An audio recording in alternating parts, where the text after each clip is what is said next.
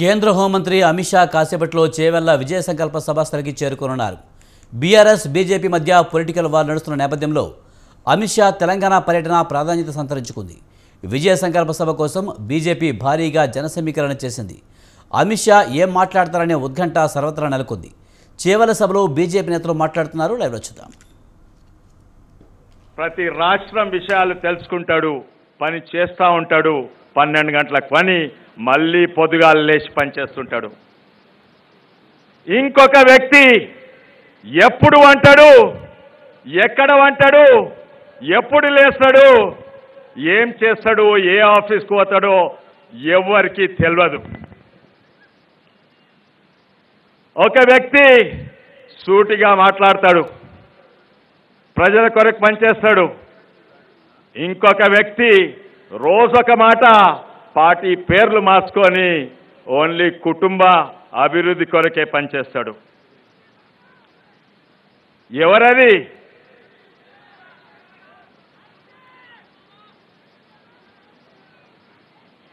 ప్రధానమంత్రి నరేంద్ర మోడీ గారు జాతీయవాదంతో దేశం బాగు కావాలంటే రాష్ట్రాలు బాగు కావాలి, రాష్ట్రాలు బాగు కావాలంటే గ్రామాలు బాగుపడాలని ఎన్నో పథకాలు తెచ్చిండు.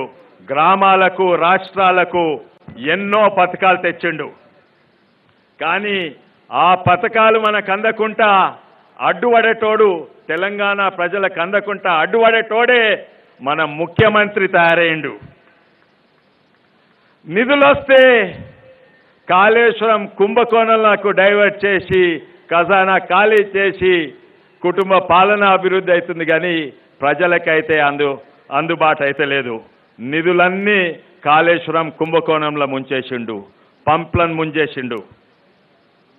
మళ్ళీ అంటాడు కేంద్రం ఏం చేస్తలేదు, మీ నరేంద్ర మోడీ ప్రభుత్వం ఏం చేస్తలేడు. అయ్యా దొరా, ఫసల్ బీమా యోజన రైతులకు పెట్టిండ్రు. మొన్ననే వనగాండ్లు రాళ్ళు పడి, ఐస్ గడ్డలు పడి పంట నష్టమైంది.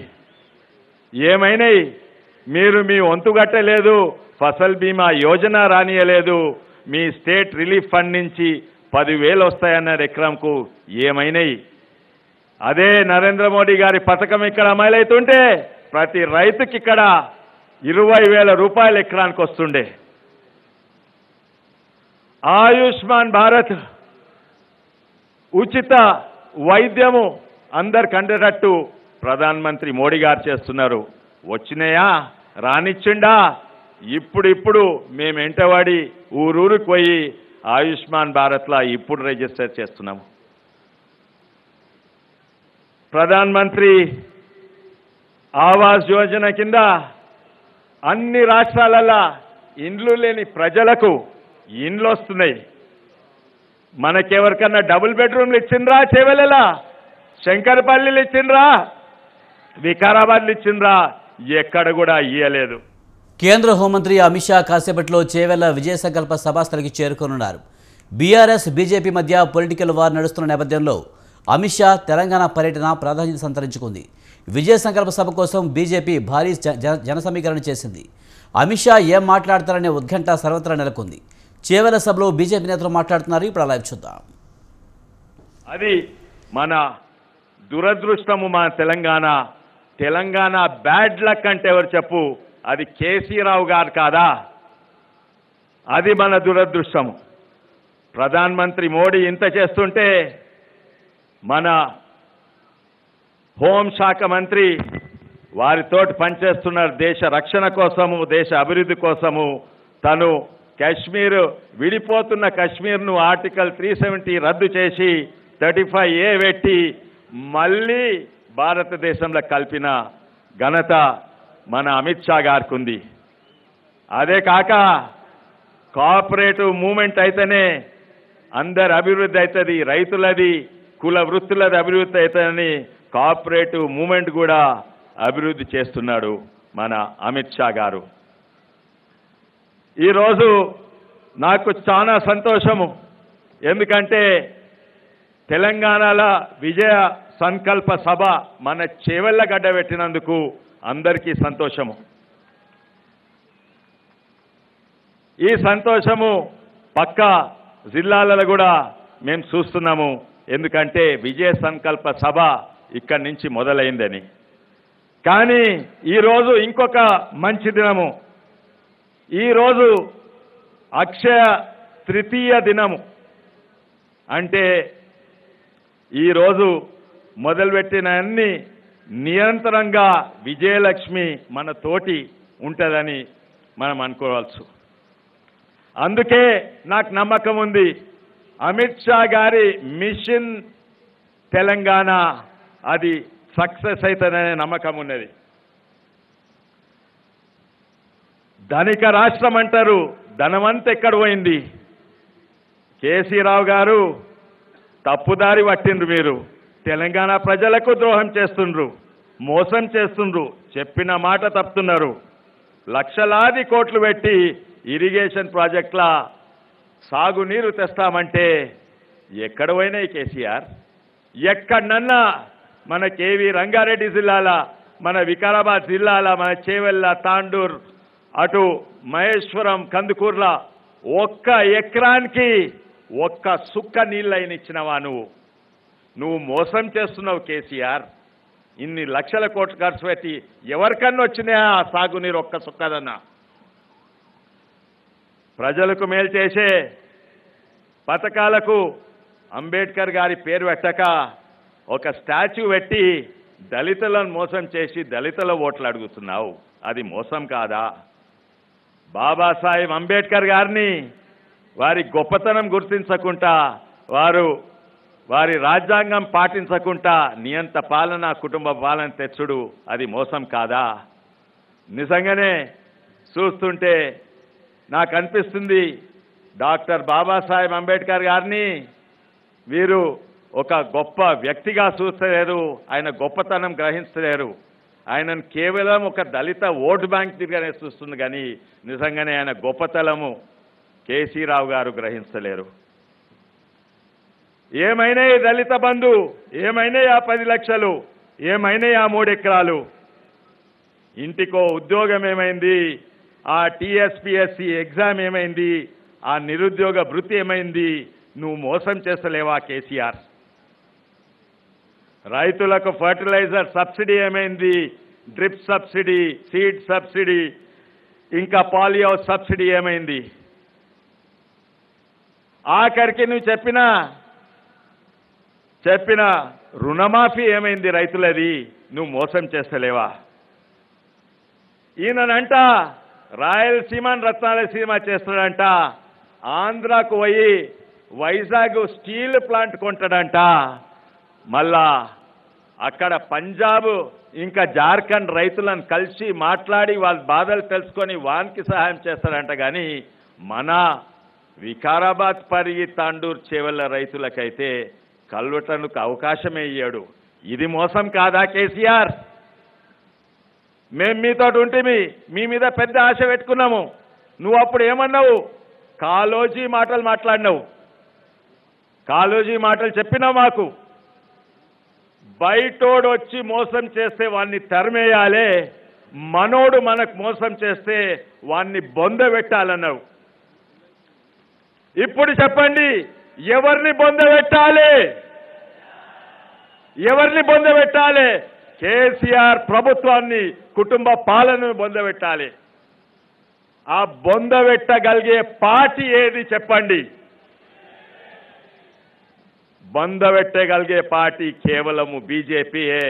ఒక కుటుంబ పాలనను బొందబెట్టి ప్రజాస్వామ్యాన్ని తీసుకొచ్చే పార్టీ కేవలము బీజేపీ మాత్రమే. ఇది అందరికీ తెలుసు. నేను ఏదో బయటి దేశాల నుండి వేరే వృత్తులు చేసుకుంటా ఆయననే పిలిచిండు రమ్మని రాజకీయాలకు. ఇదే గ్రౌండ్లా నేను రాజకీయాలలో వచ్చినా. ఎందుకు వచ్చినా? ఆయనను నమ్ముకొని వచ్చినా. కానీ ఆయన కథలన్నీ ఇప్పుడు మా చంద్రశేఖరరావు గారు చెప్పిండ్రు.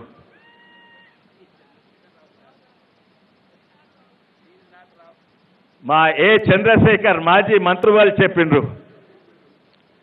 అయితే ఆయన గురించి మొత్తం ఆయన కథలన్నీ కూడా తెలుసు. అండ్ ఇదే గ్రౌండ్ నుంచి నేను స్టార్ట్ అయిన చేవెళ్ళ ప్రజల కొరకు, చేవెళ్ళ అభివృద్ధి కొరకు ఇక్కడనే మీతోటి నేను ఎప్పుడు కూడా ఎల్లకాలం మీతోటి ఉంటా.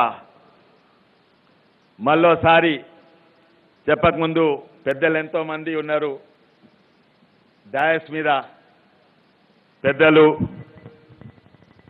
డాక్టర్ లక్ష్మణ్ గారు, డికే అరుణ గారు, మధ్యప్రదేశ్ ఇన్ఛార్జ్ మురళీధర్ రావు గారు, మన జనరల్ సెక్రటరీ ప్రేమేందర్ రెడ్డి గారు, మన కొత్త హీరో మన పార్టీలో చేరిన ఏబిఎన్ రెడ్డి గారు, ఎమ్మెల్సీ ఏబిఎన్ రెడ్డి గారు, మరియు వీరేందర్ గౌడ్ గారు, చంద్రశేఖర్ గారు, కాశం వెంకటేశ్వర్ గారు, మా జిల్లా రంగారెడ్డి జిల్లా అధ్యక్షుడు బొక్క నరసింహారెడ్డి గారు, అమరేందర్ రెడ్డి గారు, మన సామ అర్బన్ అధ్యక్షుడు సామ రంగారెడ్డి గారు, మా వికారాబాద్ జిల్లా అధ్యక్షుడు సదానంద్ రెడ్డి గారు, హరీష్ రెడ్డి గారు, మరియు అనంత్ గారు. కానీ ముఖ్యంగా ఇక్కడికి వచ్చిన ఇంత పెద్ద సభకు కష్టపడ్డ కార్యకర్తలందరికీ, ఇక్కడ చేవెళ్ళ నుంచి పాండురంగారెడ్డి, అనంతు, శ్రీనివాసు, అక్కడ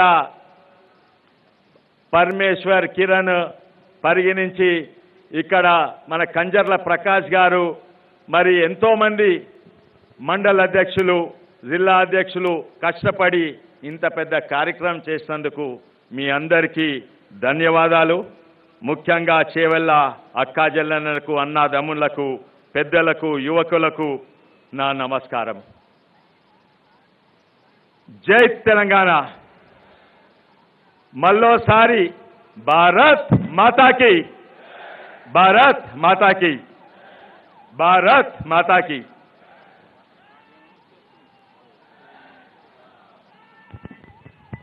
కళా బృందం అద్భుతమైనటువంటి భారతీయ జనతా పార్టీ గానాన్ని ఒకసారి అందరి ముందు వినిపించాలి. నరేంద్ర మోడీ గారి నాయకత్వం, అమిత్ షా గారి నాయకత్వం, జేపీ నడ్డా గారి నాయకత్వం, బండి సంజయ్ గారి నాయకత్వం. అపర రాజకీయ చాణక్యుడు దేశ రక్షణ కోసం సైనికులను సైతం యుద్ధ విమానాలు ఇచ్చి ఉగ్రవాదులను తరిమి కొట్టినటువంటి మన రాష్ట్రానికి వస్తున్నటువంటి కేంద్ర హోంమంత్రి అమిత్ షా కాసేపట్లో చేవెళ్ల విజయ సంకల్ప సభ స్థలికి చేరుకున్నారు. బీఆర్ఎస్ బీజేపీ మధ్య పొలిటికల్ వార్ నడుస్తున్న నేపథ్యంలో అమిత్ షా తెలంగాణ పర్యటన ప్రాధాన్యత సంతరించుకుంది. విజయ సంకల్ప సభ కోసం బీజేపీ భారీగా జన సమీకరణ చేసింది. అమిత్ షా ఏం మాట్లాడతారనే ఉత్కంఠ సర్వత్రా నెలకొంది. చేవెళ్ల సభలో బీజేపీ నేతలు మాట్లాడుతున్నారు. ఇప్పుడు లైవ్ చూద్దాం.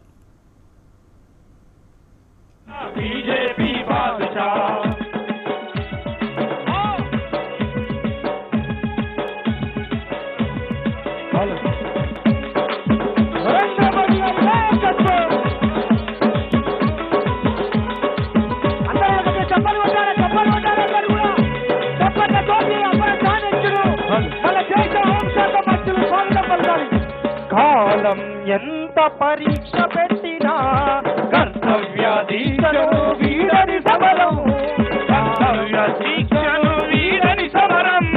కాలం ఎంత పరీక్ష పెట్టినా కర్తవ్య దీక్షను వీడని సమరం, కర్తవ్య దీక్షను వీడని సమరం, కర్తవ్య దీక్షను వీడని సమరం.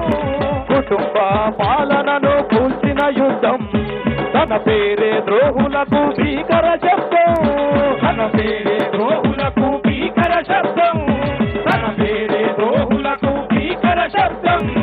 కనకనమున కాషాయం నింపుకున్న యోధుడు, అనువనువున పోరాటం రగిలించే సూర్యుడు. కనకనమున కాషాయం నింపుకున్న యోధుడు, అనువనువున పోరాటం రగిలించే సూర్యుడు. అఖండ భారతావని గర్జించే పుత్రుడు. జయ హో జయ హో జయ హో జై అమిత్ షా, మరువలేని త్యాగాల బీజేపీ బాదుషా.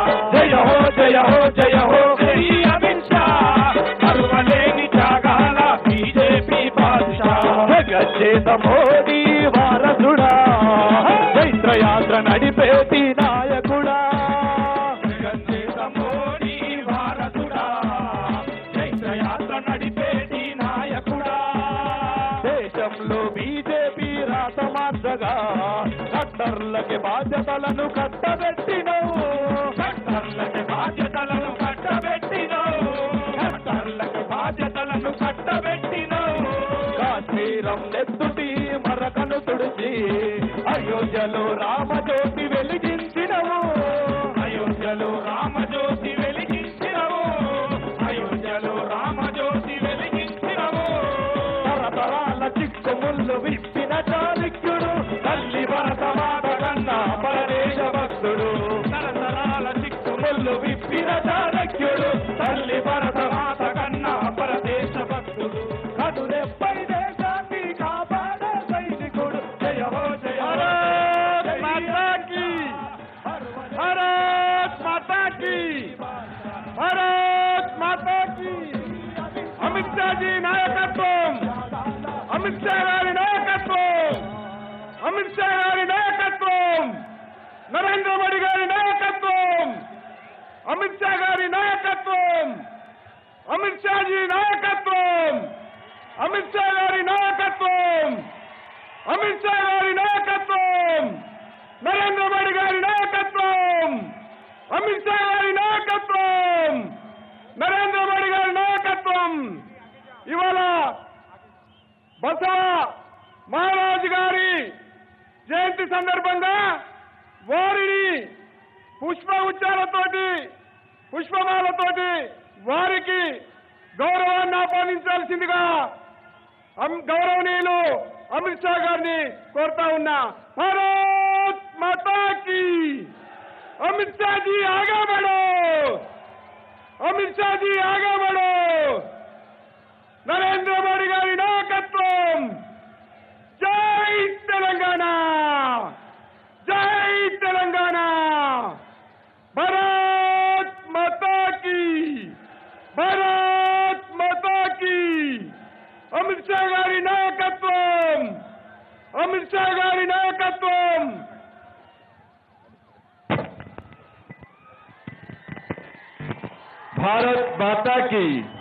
भारत माता की जय श्री राम అందరికీ నమస్కారం వారికి స్వాగతం పలకాల్సిన బాధ్యత మన ఉంది విచ్చేసిన అందరూ కూడా కార్యకర్తలకు ప్రజలందరూ కూడా హృదయపూర్వక నమస్కారం ఒక్క విషయం చెప్తానా అమిత్ షా గారికి చెప్పాల్సిన బాధ్యత మీద ఉందన్న నన్ను పోలీసులు అరెస్ట్ చేశారన్న 8 గంటలన్నా 8 గంటలు రోడ్ల మీద నింపిరన్నా నన్ను ఇంటికి పంపించలేదన్నా రాత్రి ఇంటికెళ్ళి ఎత్తుకపోయినా పోలీసులు ఉన్నాను కరీంనగర్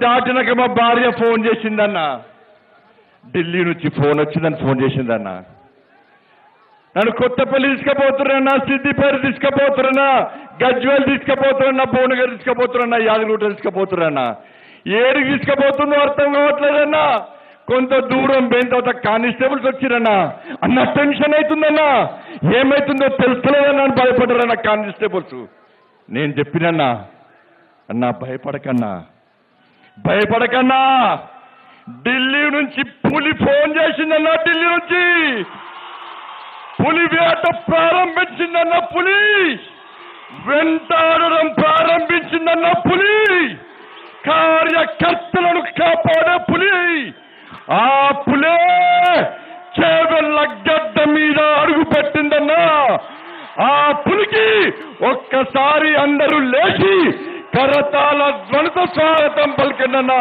గౌరవనీయులు అమిత్ షా గారికి అన్న తెలంగాణ రాష్ట్రాన్ని అభివృద్ధి చేయాలనే ఒక దృఢ సంకల్పంతో ఈ నాయకులందరూ తెలంగాణ రాష్ట్రానికి వస్తారన్నా నరేంద్ర మోడీ గారి ప్రభుత్వం ఈ తెలంగాణ రాష్ట్రాన్ని అభివృద్ధి చేయాలని తప్పతో వస్తుంటే ఈ రాష్ట్ర ముఖ్యమంత్రి అభివృద్ధి నిరోధకుడిగా మారిండు తెలంగాణ జోయిగా మారిన విషయాన్ని ఒక్కసారి గుర్తించుకొని అందుకే తెలంగాణ సమాజానికి అప్పీల్ చేస్తున్నా ఒక్కసారి భారతీయ జనతా పార్టీకి అవకాశం ఇవ్వండి భారతీయ జనతా పార్టీ ప్రభుత్వం తెలంగాణ రాష్ట్రంలో ఏర్పడ్డ వెంటనే అన్ని రకాల దివాళా తీసిన తెలంగాణ రాష్ట్రాన్ని అభివృద్ధి చేస్తాం భారతీయ జనతా పార్టీ ప్రభుత్వం ఏర్పడ్డ వెంటనే పేదలందరికీ ఉచిత వైద్యం అందిస్తాం ఉచిత విద్యను అందిస్తాం ఫసల్ బీమా యోజన ద్వారా రైతులను ఆదుకుంటాం. నిరుపేద ప్రజలందరికీ ఇండ్ల నిర్మాణం చేపడతాం. జాబ్ క్యాలెండర్ రిలీజ్ చేస్తాం. నియామక ప్రక్రియ ప్రారంభిస్తాం. ఫస్ట్ నాడే జీతాలు ఇస్తాం. అందుకే తెలంగాణ సమాజం ఒక్కసారి ఆలోచించండి. కేంద్రంలో నరేంద్ర మోడీ గారి ప్రభుత్వం నేతృత్వంలో ఈ తెలంగాణ రాష్ట్రంలో భారతీయ జనతా పార్టీ ప్రభుత్వం ఏర్పాటు చేసే అవకాశం ఇవ్వండి.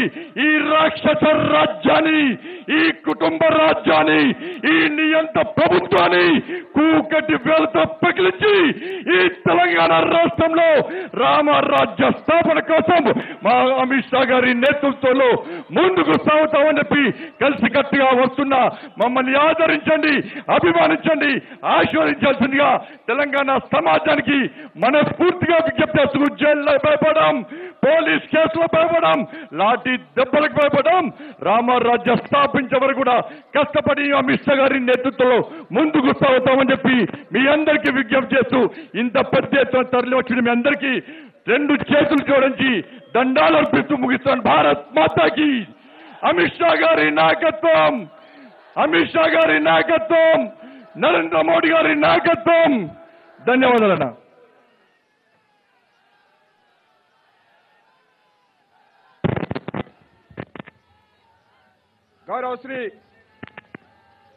గౌరవశ్రీ మాన్యశ్రీ హోంమంత్రి వర్యులు అమిత్ షా గారిని మాట్లాడవలసిందిగా మనవి చేస్తా ఉన్నా.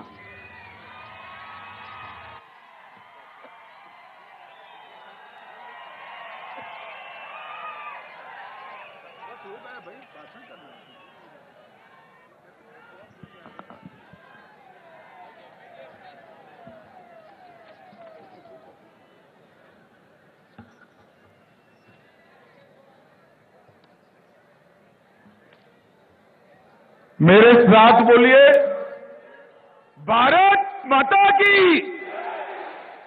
क्यों भाई ऐसी आवाज नहीं चलेगी?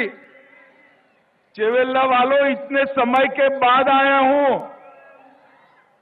तेलंगाना में भाजपा सरकार बनानी है या नहीं बनानी है? तो ऐसी आवाज से नहीं बनती है। मोदी जी दिल्ली में है, वहां तक आवाज जानी चाहिए। मेरे साथ दोनों हाथ उठाइए, अंत तक सभी लोग उठाए, विजय के संकल्प की मुट्ठी बींचे और प्रचंड आवाज से बोलिए, भारत माता की, भारत माता की। मंच पर उपस्थित हमारे जुझारू प्रदेश अध्यक्ष श्रीमान बंडी संजय कुमार जी, मेरे मित्र और केंद्रीय मंत्री श्रीमान किशन रेड्डी जी, ओबीसी मोर्चा के राष्ट्रीय अध्यक्ष डॉक्टर के लक्ष्मण जी, भारतीय जनता पार्टी के वरिष्ठ नेता और ज्वाइनिंग कमेटी के अध्यक्ष श्री इटेला राजेंद्र जी, हमारे राष्ट्रीय महासचिव श्रीमान तरुण चूक जी, श्रीमती डीके अरुणा जी, श्री पी मुरलीधर राव जी, श्री प्रेमेंद्र रेड्डी जी, यहां के जिला अध्यक्ष महोदय, और आज इस विराट सभा में आए हुए प्यारे भाइयों, बहनों, माताओं और मेरे जिगर के टुकड़े जैसे युवा मित्रों। श्रीमान विश्वेश्वर रेड्डी जी खड़े हो जाइए, आप जरा ताली बजाओ विश्वेश्वर जी के लिए। और आज आए हुए प्यारे भाइयों और बहनों, आप सभी को मैं प्रणाम करता हूं। आज सबसे पहले जगत ज्योति बसवन्ना को उनके चरणों में शीश झुकाकर प्रणाम कर कर मेरी बात की शुरुआत करना चाहता हूं। मित्रों, आज तेलंगाना की इस पवित्र भूमि में चिलकूर बालाजी, श्री वेंकटेश्वर स्वामी, श्री लक्ष्मी नरसिम्हा स्वामी, श्री महेश्वर महादेव को प्रणाम कर कर मेरी बात की शुरुआत करना चाहता हूं।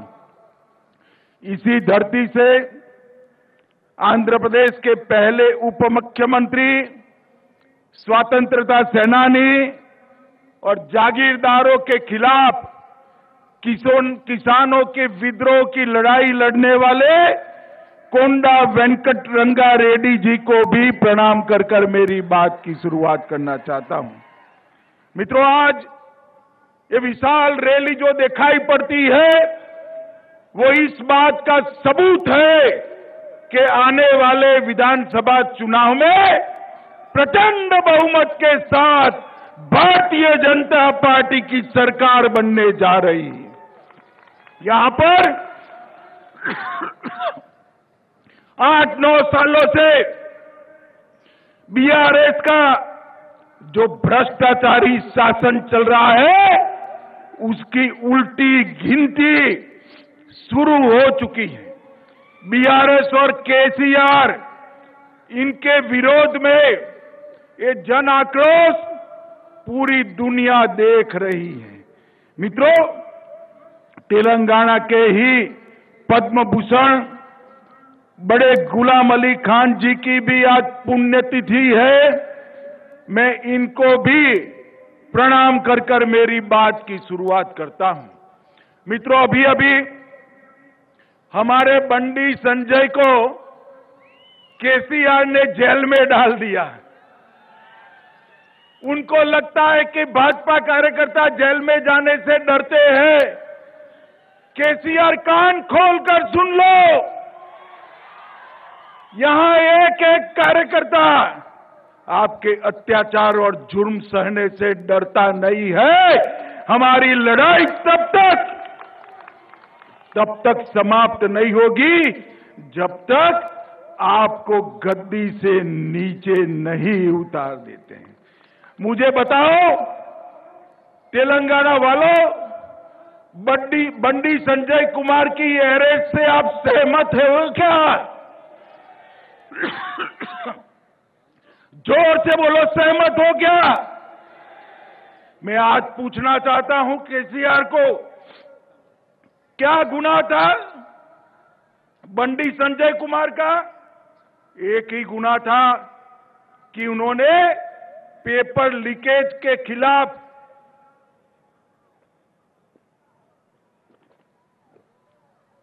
युवाओं के अधिकार के लिए आवाज उठाई।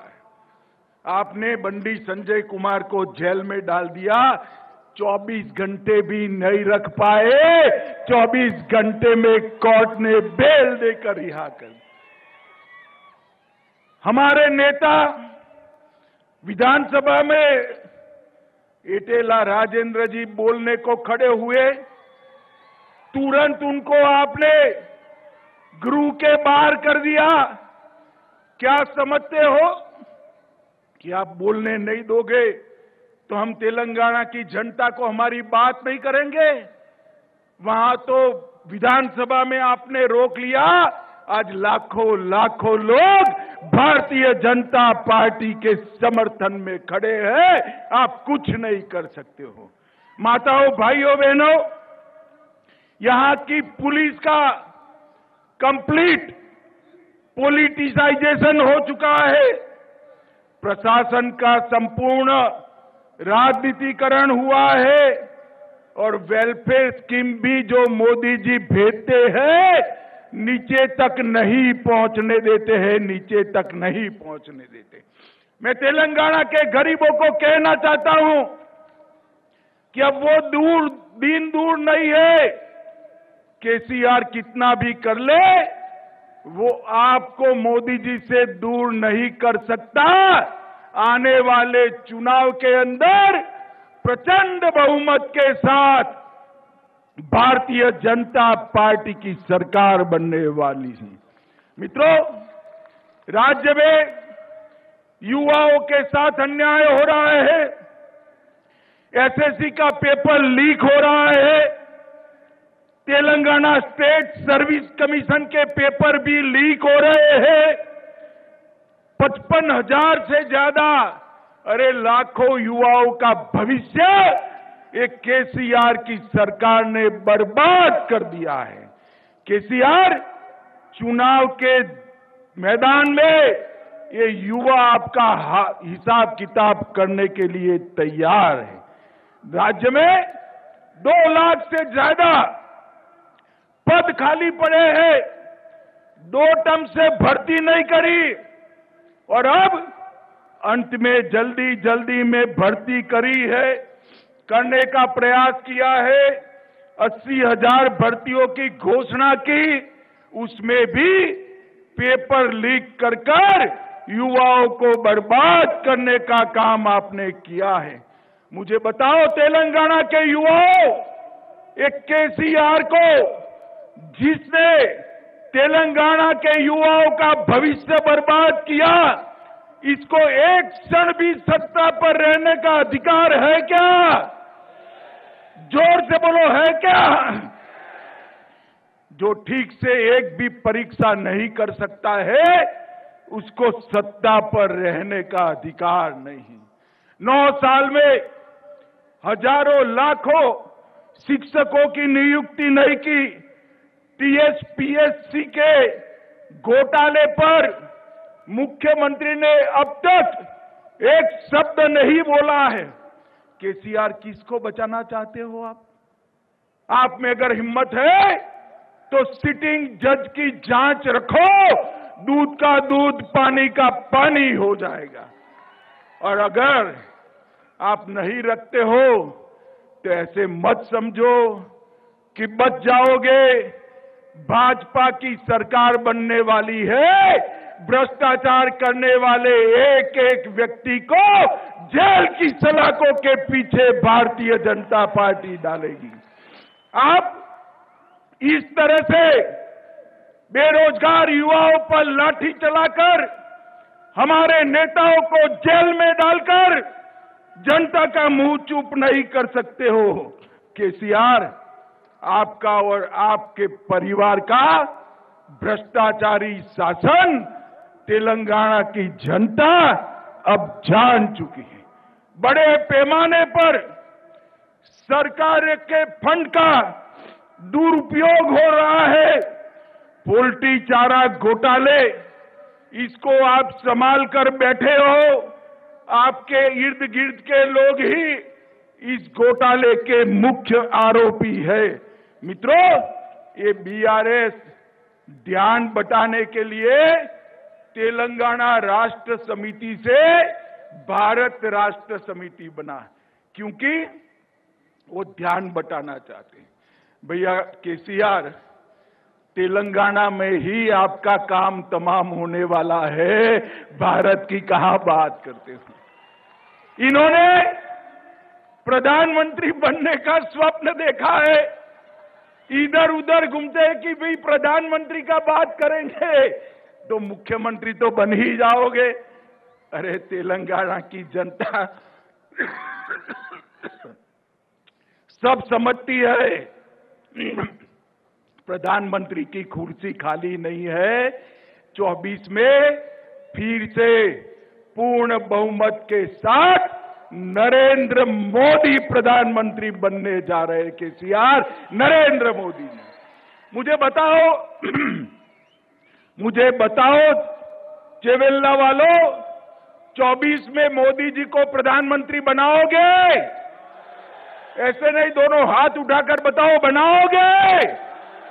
मगर 24 में अगर फुल पिक्चर देखना है मोदी जी को प्रधानमंत्री बनाने का, तो उसके पहले ट्रेलर आता है तेलंगाना में भाजपा की सरकार बनाने का। बनाएंगे सरकार? मित्रों, कई सारे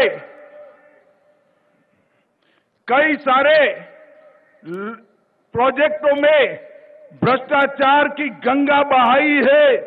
इन्होंने तेलंगाना को अपने परिवार के लिए एटीएम बनाकर रखा है। मगर अब तेलंगाना की जनता जागरूक हो गई है और मैं तेलंगाना की जनता को कहने चाहता हूं, निर्लज्जता के साथ कोई शर्म के बगैर ओवैसी के एजेंडे पर ये केसीआर चलते हैं। वो तेलंगाना का स्वतंत्रता दिन भी नहीं मनाते हैं। मुझे बताओ, सरदार पटेल ने तेलंगाना की रचना की, निजाम को भगाया, तेलंगाना स्वतंत्रता दिन मनाना चाहिए या नहीं मनाना चाहिए? जोर से बोलिए, मनाना चाहिए या नहीं मनाना चाहिए? मैं आपको वादा करते जाता हूं, मोदी जी के नेतृत्व में भारतीय जनता पार्टी की सरकार बनाइए। हैदराबाद में परेड ग्राउंड में पूरी दुनिया देखे ऐसा तेलंगाना स्वतंत्रता दिन हम मनाएंगे। हम नहीं डरते हैं मजलिस से। मजलिस आपके लिए मजबूरी है, भारतीय जनता पार्टी के लिए नहीं। तेलंगाना सरकार तेलंगाना के लोगों के लिए चलेगी, ओवैसी के लिए नहीं चलेगी। मित्रों, 2 बेडरूम हॉल किचन की स्कीम में भी माइनॉरिटी का रिजर्वेशन किया, संविधान विरोधी मुस्लिम रिजर्वेशन शिक्षा में किया और कई सारी बातें की। मैं यहां कहकर जाता हूं, भारतीय जनता पार्टी की सरकार बनेगी तो एक गैर संवैधानिक मुस्लिम रिजर्वेशन को हम समाप्त कर देंगे।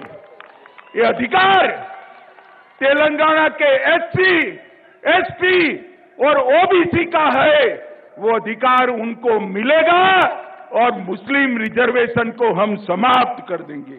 मित्रों, बीआरएस का चुनाव चिन्ह क्या है भाई, बताओ तो जरा, क्या है? कार है, कार। ये कार का स्टीयरिंग किसके पास है? किसके पास है? किसके पास है? अब स्टीयरिंग मजलिस के पास है तो कार की दिशा अच्छी हो सकती है क्या? हो सकती है क्या? अरे कमल को वोट दीजिए भैया, कमल को वोट दीजिए। कमल पर बैठकर महालक्ष्मी, वैभव लक्ष्मी तेलंगाना में उतरेगी। ये कार का स्टीयरिंग, ये कार का स्टीयरिंग मजलिस के पास है, ओवैसी के पास है। वो तेलंगाना का भला नहीं कर सकती। ये नक्शा भी बनाते हैं भारत का तो उस पर कश्मीर आधा दौड़ते, आधा कश्मीर बताकर आपने भारत का अपमान किया है। मजलिस को खुश करने के लिए इसका तेलंगाना की जनता आपसे जवाब मांगेगी। मित्रों, मोदी जी ने तेलंगाना के लिए ढेर सारा काम किया है। 8 साल में हाईवे की लेंथ 2 गुनी कर दी है। लगभग 1 लाख करोड़ रुपया तेलंगाना के हाईवे के लिए खर्च किया है। हमने यहां पर रैली के ठीक बगल में हैदराबाद बीजापुर हाईवे के लिए पैसा दिया था, मगर तेलंगाना ने, केसीआर ने भूमि अधिग्रहण नहीं करा। वो 5 साल लेट हो गए और जो चेवल्ला की जनता को जो फायदा मिलने वाला था वो नहीं मिला है। मित्रों, भारतीय जनता पार्टी की सरकार, मैं कांग्रेस वालों से और केसीआर से पूछना चाहता हूं कि जब हमारी सरकार बनी, केंद्र में मोदी जी आए, उसके पहले के बजट में तेलंगाना को क्या मिलता था? Tax revolution, grant in aid और फाइनेंस कमीशन की ग्रांट तीनों मिलकर तेलंगाना को 30,000 करोड़ रुपया सिर्फ मिलता था। कितना मिलता था? सिर्फ 30,000 करोड़। और 22-23 में मोदी जी ने 30,000 करोड़ से बढ़ाकर 1,20,000 करोड़ रुपया तेलंगाना को दिया है। मगर ये पैसा आपके क्षेत्र में आता है क्या? आता है भाई? दिखाई पड़ता है? कहां जाता है? कहां जाता है? आप समझ रहे हो ये भ्रष्टाचार की भेंट चल गया है। एक बार भारतीय जनता पार्टी की सरकार बना दो, मोदी जी 1 रुपया भेजेंगे, तेलंगाना सरकार 25 पैसा ऐड कर 1 रुपया 25 पैसा तेलंगाना की जनता के पास भेजेगी, तेलंगाना की जनता के पास भेजेगी।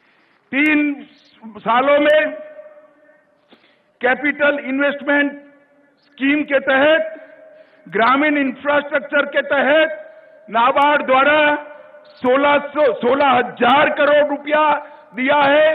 रेलवे के तहत 31,000 करोड़ रुपया नए प्रोजेक्ट के लिए हमने दिया है। रामगुंडम फर्टिलाइजर प्लांट 6200 करोड़ रुपए की लागत से हमने बनाया है।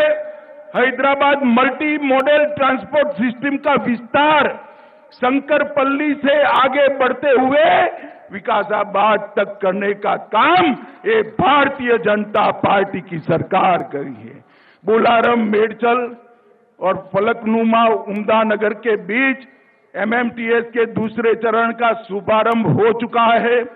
13 नई एमएमटीएस सेवाओं का शुभारंभ हुआ है और अभी अभी मोदी जी ने जोर से तालियां बजाना कॉटन के किसानों के लिए तेलंगाना में मेगा टेक्सटाइल पार्क देने का काम हमारे नेता नरेंद्र मोदी जी ने किया है। माताओं, भाइयों, बहनों, मुझे आने में थोड़ी देर हुई, मैं फिर से आऊंगा, इनके वादों का हिसाब मांगूंगा। जितने भी वादे किए इन्होंने पूरे नहीं किए। और सबसे बड़ी बात, एक कोई सरकार तेलंगाना में ऐसी नहीं चल सकती जिसका स्टीयरिंग ओवैसी के पास है, मजलिस के पास है।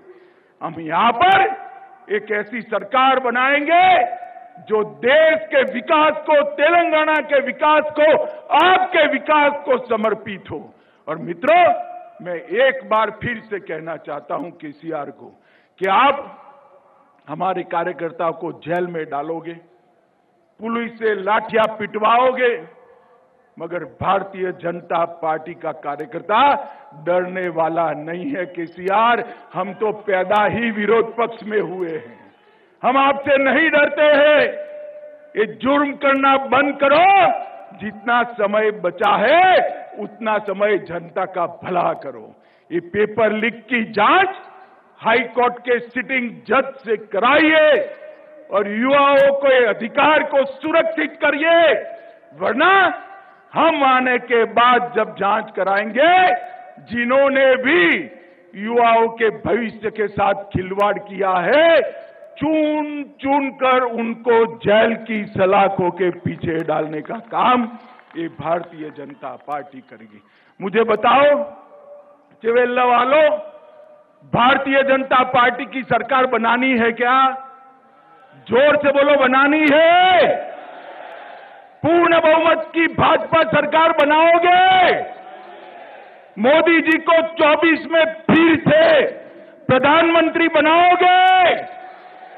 कमल के निशान पर दोनों चुनाव में बटन दबाओगे? मोदी जी के नेतृत्व में तेलंगाना को सबसे विकसित राज्य बनाओगे? एक केसीआर और ओवैसी की सरकार को उखाड़कर फेंक दोगे? पक्का फेंक दोगे? तो मेरे साथ दोनों हाथ उठाइए, उठाइए दोनों हाथ, विजय के संकल्प की मुट्ठी भींचिए और प्रचंड आवाज से बोलिए, भारत माता की, भारत माता की, भारत माता की, वंदे वंदे वंदे।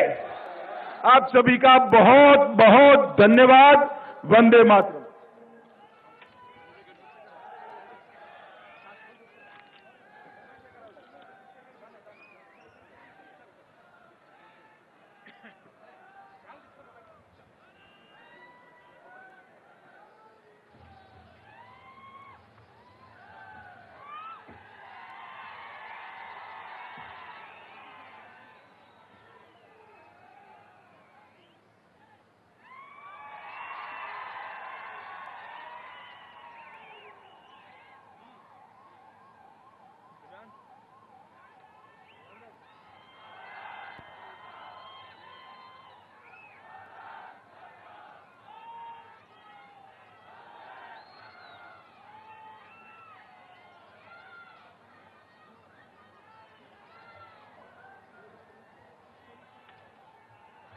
పార్లమెంటు జాయింట్ కన్వీనర్ అనంతగౌడ్ గారిని వందన సమర్పణ చేయాల్సిందిగా విజ్ఞప్తి చేస్తా ఉన్నా.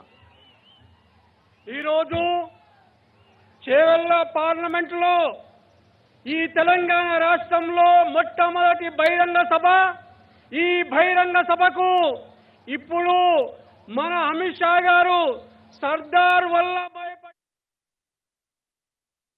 मित्रों, आज तेलंगाना की इस पवित्र भूमि में चिलकूर बालाजी, श्री वेंकटेश्वर स्वामी, श्री लक्ष्मी नरसिम्हा स्वामी, श्री महेश्वर महादेव को प्रणाम कर कर मेरी बात की शुरुआत करना चाहता हूं.